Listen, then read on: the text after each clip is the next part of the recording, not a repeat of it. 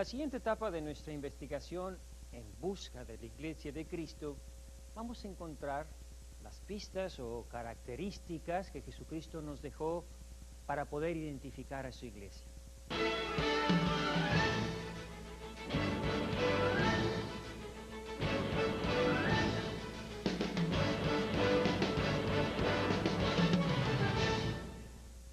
Primera característica, la universalidad.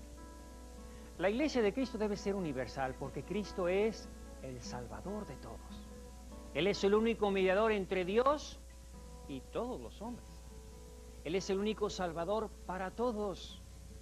Por eso la Iglesia de Cristo es el instrumento de salvación querido por nuestro Señor para todos, como fue la barca de Noé en los días del diluvio. La universalidad de la Iglesia está basada en las últimas palabras de Cristo a su Iglesia, como leemos al final del Evangelio de San Mateo en el capítulo 28. Me ha sido dado todo poder en el cielo y en la tierra. Id pues y haced discípulos a todas las gentes, bautizándolas en el nombre del Padre y del Hijo y del Espíritu Santo, y enseñándoles a guardar todo lo que yo os he mandado. Y he aquí que yo estoy con vosotros todos los días hasta el fin del mundo. Cristo termina su misión en la tierra y confiere a la Iglesia, a sus apóstoles, todo poder. Es decir, poder divino, poder para atar y desatar, poder de santificar, enseñando todo lo que Cristo nos enseñó, y no solo la Biblia. La Iglesia universal es aquella que predica todo, a todos, todo el tiempo. No puede ser una iglesia universal, una iglesia que predica la sola Biblia. No puede ser una iglesia universal, una iglesia que comenzó la semana pasada, porque no enseñó todo a todos los hombres que han existido en el pasado. Precisamente por eso la Iglesia Católica se llama a sí mismo católica. Católica significa universal.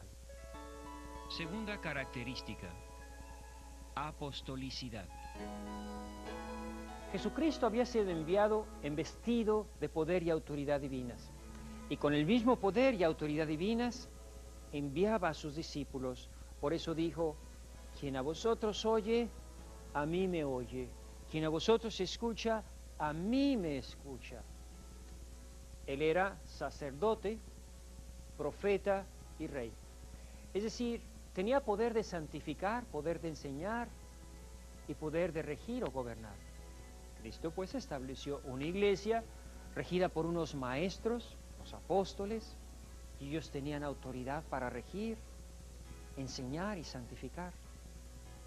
Lean Juan capítulo 20, versículo 21, donde dice: como mi Padre me envió, así os envío yo. Ahora bien, ¿cómo darle continuidad a esa iglesia?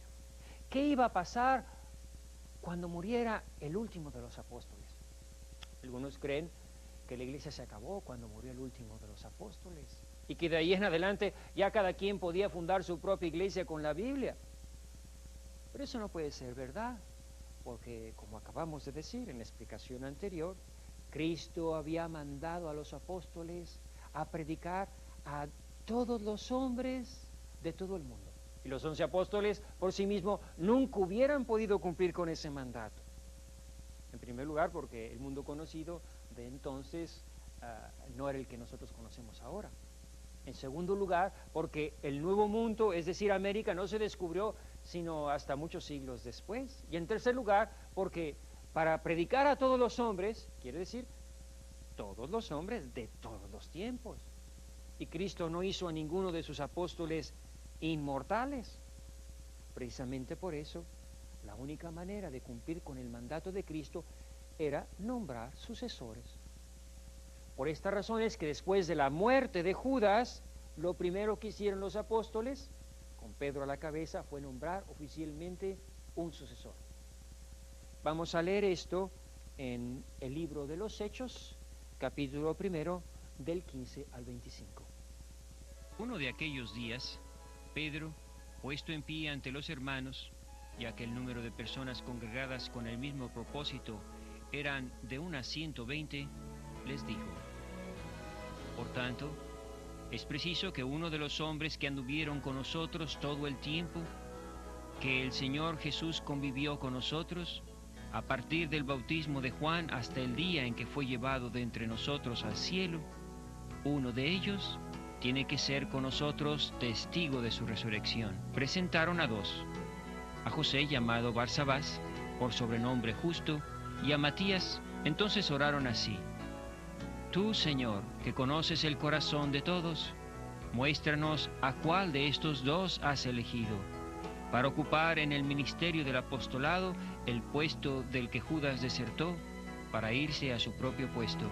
Les repartieron las suertes y la suerte cayó sobre Matías, que fue agregado al número de los 12 apóstoles. La razón de nombrar sucesores de una manera oficial y continua no era nada más para poder cumplir el mandato de Cristo de predicar a todos los hombres de todos los tiempos, sino que servía para algo más importante, que era preservar a la iglesia en su identidad.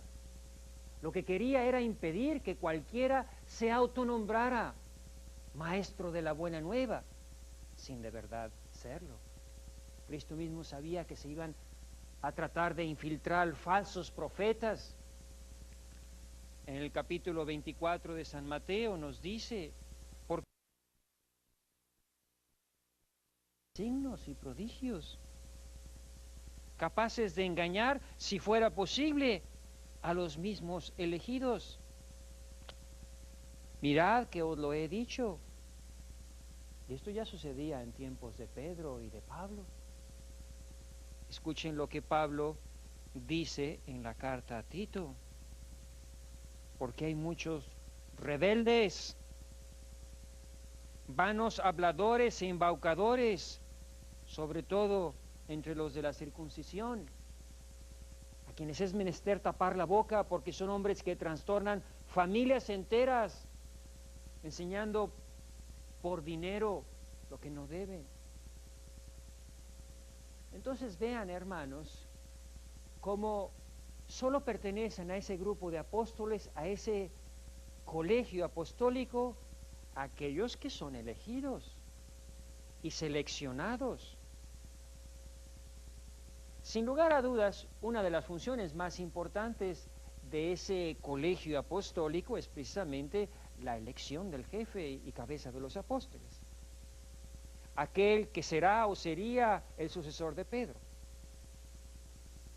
Para entender esta cadena de continuidad hay que entender cómo se elige uno más de estos eslabones, podríamos llamarlo, cómo es que un hombre es elegido como vicario de Cristo, como jefe de la iglesia.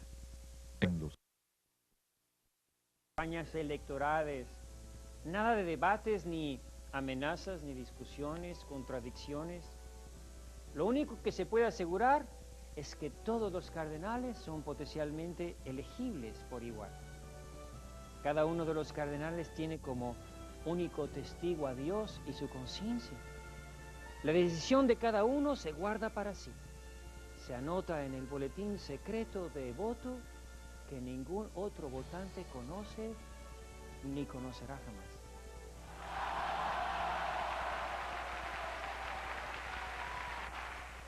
Habemus papam, cardinalem Wojtyła.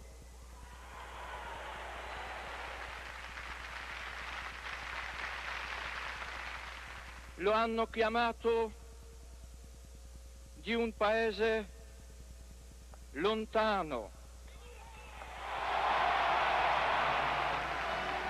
En esta ocasión, la Iglesia Católica se enteraba que un cardenal polaco había sido elegido como el nuevo Papa, el nuevo sucesor de Pedro, y que había escogido el nombre de Juan Pablo II. Pero, ¿por qué Karol Wojtyła, ese cardenal de Cracovia, Polonia, se iba a llamar desde ahora en adelante Juan Pablo II? en homenaje a su predecesor inmediato y muy querido por todos los italianos, Juan Pablo I. Y si seguimos para atrás en la historia, nos encontramos con una cadena ininterrumpida de sucesores de la sede apostólica que conecta directamente con Cristo. Veamos esto. ¿Por qué Juan Pablo I escogió ese nombre? Porque antes de él hubo uno que se llamó Pablo, Pablo VI, y otro que se llamó Juan XXIII. Ellos fueron los papas del concilio. El papa anterior a Juan XXIII fue Pío XII, el papa de la Segunda Guerra Mundial. Y si sabes contar y te remontas en el tiempo contando los papas con este nombre de Pío XII, a Pío XI, a Pío X, hasta llegar a Pío I, así de Pío en Pío vas a llegar al gallinero, es decir, al año 158 de la era cristiana, la era postapostólica, cuando todavía vivían muchos que habían conocido a los apóstoles. Pero cerremos de una vez la cadena. Antes de Pío I, Higinio. Antes de él, Telésforo, Sixto, Alejandro, Evaristo, Clemente, Anacleto, Lino y finalmente Pedro, el apóstol a quien Cristo dijo: sobre esta piedra edificaré mi iglesia. Para entender esta línea de continuidad apostólica, no hay nada como contemplar los muros de la Basílica de San Pablo Extramuros en Roma, donde se encuentran los medallones en mosaico con la figura de cada uno de los papas que han custodiado el rebaño de Cristo durante más de 2000 años. 266 papas en total, desde San Pedro hasta Juan Pablo II. En estos muros están también esperando los medallones vacíos para los futuros papas que la providencia tenga destinados hasta que Cristo venga. Otro aspecto de la apostolicidad de la Iglesia de Cristo es el poder de designar presbíteros. Las comunidades judías tenían siempre a la cabeza como autoridad al grupo de los ancianos, que en griego se dice presbíteros. De ahí viene que Pablo y Bernabé nombraran presbíteros para que dirigieran las iglesias, como dice Hechos capítulo 14, versículo 23. Designaron presbíteros en cada iglesia, y después de hacer oración con ayunos, los encomendaron al Señor, en quien habían creído. Y la carta a los Filipenses también, desde el primer versículo, habla de episcopos y diáconos. Lo importante no es saber las citas, sino ver cómo la iglesia desde sus inicios se regía por una jerarquía, por una autoridad que emanaba de los apóstoles y no provenía de saber más o menos Biblia. La autoridad de enseñar no les venía de la Biblia, sino de los apóstoles por imposición de las manos. Por eso San Pablo le dice a Tito: no te precipites en imponer a nadie las manos, no te hagas partícipe de los pecados ajenos, consérvate puro. Como ven, siempre ha habido una sucesión de autoridad desde los primeros días de la iglesia. Los apóstoles elegían y delegaban autoridad a quienes consideraban aptos y dignos para ejercer una función dentro de la incipiente iglesia. Por eso, cuando preguntamos de dónde les viene la autoridad a los pastores que no son católicos, nos referimos a este tipo de autoridad que viene de arriba, inferida de los apóstoles. El número 7 del documento de la Dei Verbum, del Concilio Vaticano II, dice: Dios quiso que lo que había revelado a todos los pueblos se conservara íntegro y pasara y fuera transmitido a todas las generaciones. Por eso Cristo, plenitud de la revelación, mandó a sus apóstoles a predicar todo el Evangelio como fuente de toda verdad salvadora y de toda norma de conducta. Este mandato se cumplió fielmente, dice el documento. ¿Cómo? Pues si Cristo les mandó a predicar, debía ser predicando. Por eso continúa el documento. Los apóstoles, con su predicación, sus ejemplos, sus instituciones, transmitieron de palabra lo que habían aprendido de las obras y palabras de Cristo y lo que Él les enseñó. Con esto queda más o menos explicado por qué la iglesia que Cristo nos dejó tiene que tener una continuidad apostólica. De la iglesia, la santidad. Primero hay que distinguir la santidad de Dios de la santidad de todo lo demás que no es Dios, es decir, personas o cosas. Dios es santo por sí mismo.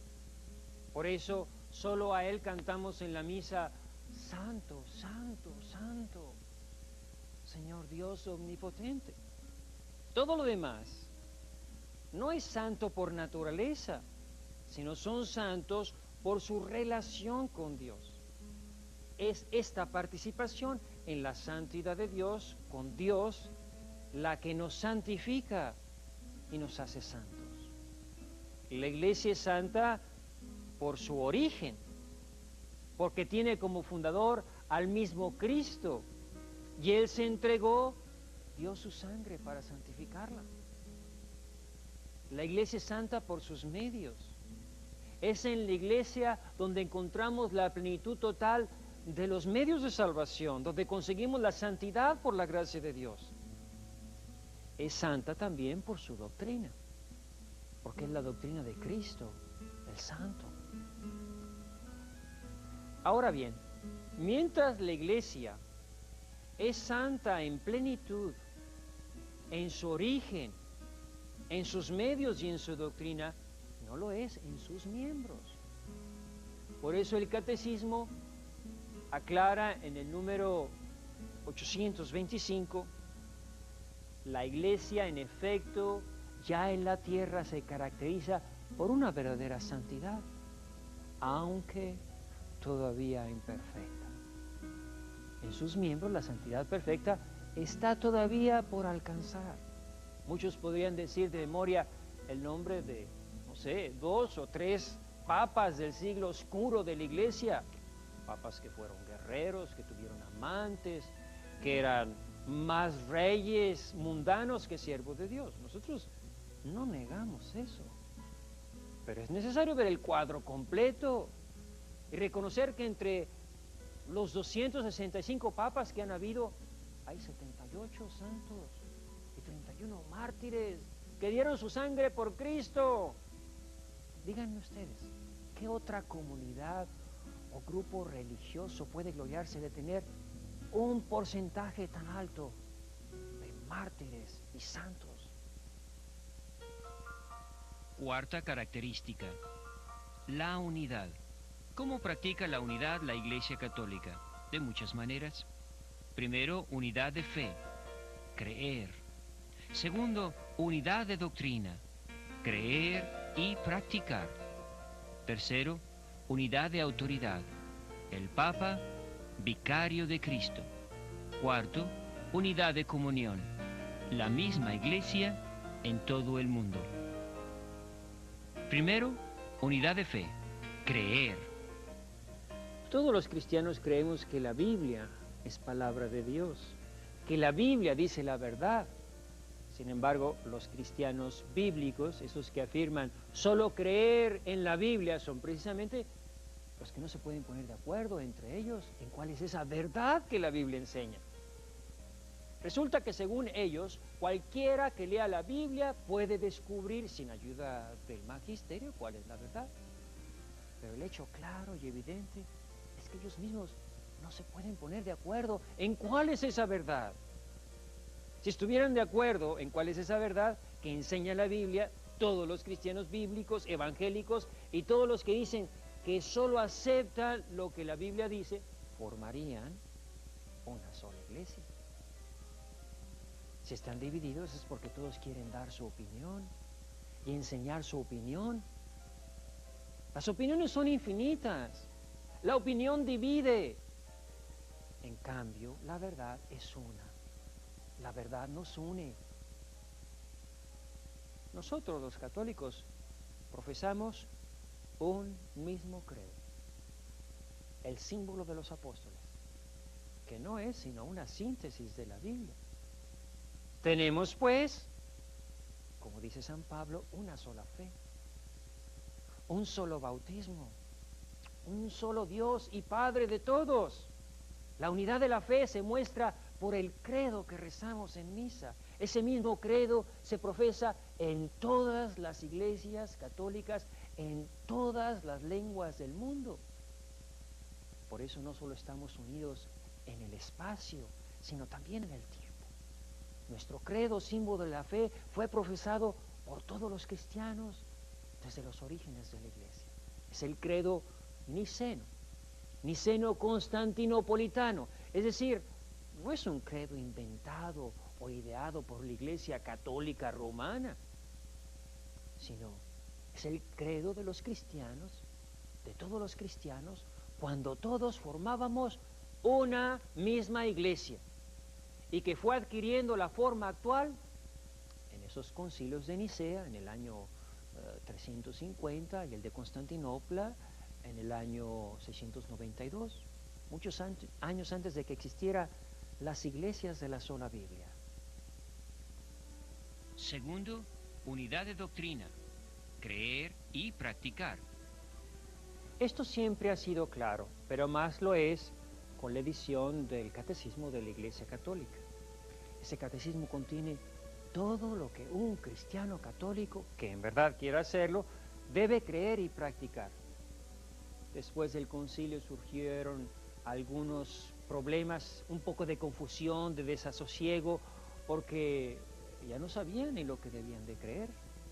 Y no lo sabían no porque la iglesia no lo enseñara claramente, sino porque creían más en las revistas que a los documentos de la iglesia que nunca se molestaron en leer.